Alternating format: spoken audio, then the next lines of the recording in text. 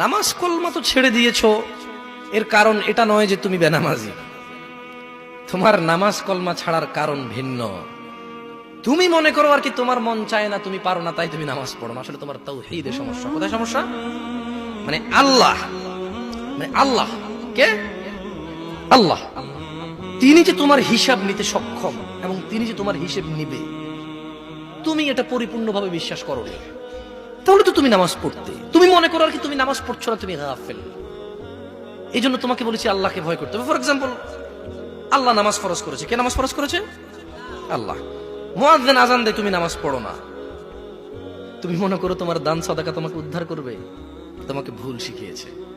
আমি মানুষ, ছোট হতে পারি। শোনো, জোর জবরদস্তি করে কিছু কথা আমাকে শুনিয়েও দিতে পারো, এখান থেকে নামিয়েও দিতে পারো। বলছি না তোমরা নামাবা, বাট এটা পারো।